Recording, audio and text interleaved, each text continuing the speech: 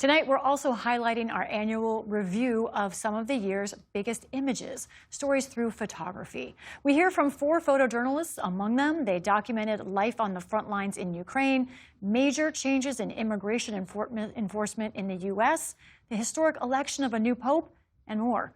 It's part of our ongoing series on arts and culture, Canvas. My name is Mario Tama, and I'm a staff photographer with Getty Images. My name is Evgeny Maladetka. I'm a Ukrainian photojournalist. I'm working currently for the Associated Press as a chief photographer here in Kiev. I'm Yara Nardi. I'm a staff photographer for Reuters, and I'm based in Rome. My name is Victor Blue. I'm a freelance photojournalist, and I'm based in New York City. The morning of January 7th started out ominously. I was awoken at 3 a.m. by the sound of the Santa Ana winds, and the Pacific Palisades fire broke out later that morning. By that evening, I was covering the Eaton fire in Pasadena and Altadena. I never imagined that I'd be covering 2 major fires simultaneously on the same day, burning through communities here in Los Angeles. As photojournalists, our role is to act as the eyes of the public. I think of my job as to be there on the ground, documenting what I find, what I see, but not just the flames, not just the destruction. I believe it's our duty to try to capture the human toll, the human element. It's been an intense and historic year for our country's relationship to its immigration and to immigrants and the immigrants that make up our country. And it's been gratifying to have been able to spend a lot of time covering that. And the big change is the hyper-aggressive focus on capturing and removing folks with various levels of status. And there was like a flattening of folks in either you lived here or you didn't, you belong or you don't. And the aggressive enforcement of that perspective, I think, surprised a lot of the country, and I think definitely is a historic shift for our society.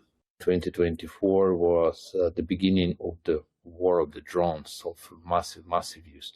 But this year, it's increased in 3 or 4 times higher, the using of drones. Both sides, Ukrainians and Russians, use different type of these drones to target each other.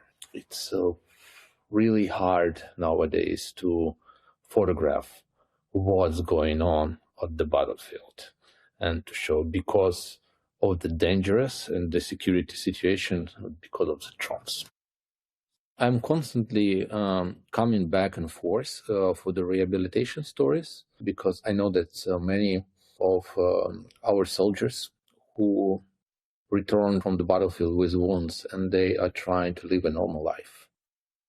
This is so important for me as a Ukrainian to tell as much stories as possible about all Ukrainians, about and what is happening with Ukraine nowadays, and how we live under the rockets, under these drones, trying to live a normal life. And this is our reality. Covering the Pope death and the conclave and then the election of the new Pope is one of the most important stories that I ever covered. Even if you are secular, it's something big. It's something that touches all over the world. There's one shot that I really love that I took from the top of St. Peter's Basilica. You can see millions of people in a totally silence. And this was one of the deepest moments that I ever live in my life. Just the silence. I remember the silence. When Pope Leo was elected and he came out from the balcony, I was really surprised because I spent the last months thinking about who would be the next Pope, and I never thought about him, to be honest. I can see people really welcoming to him. They really want to know him, touch him, especially touch him. Most of the time, my pictures are about hands touching other hands, Pope hands. I love this side of the story.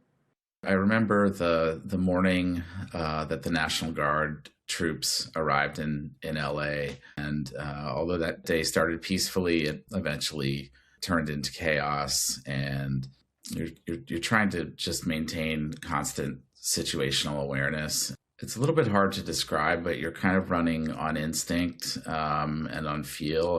I'd heard of a major federal immigration raid happening at a cannabis farm out in rural Ventura County. This was like a large scale, almost like military style raid. And so members of the community showed up and were protesting out in this rural farmland.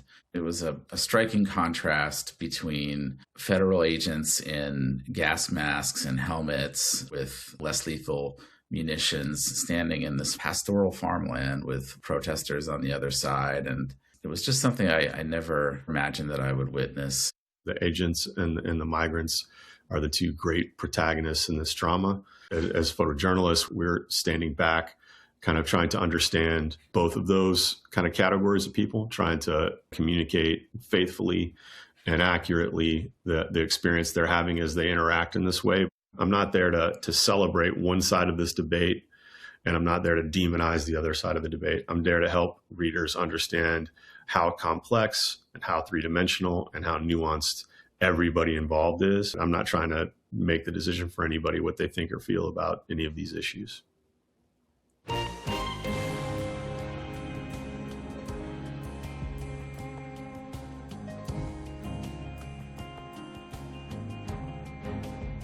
Wait just a second, we have one more thing to share. We want to say a heartfelt thank you for watching and supporting PBS News. Without you, we simply wouldn't be able to provide the news and the information that you trust. So thank you from everybody here at PBS News.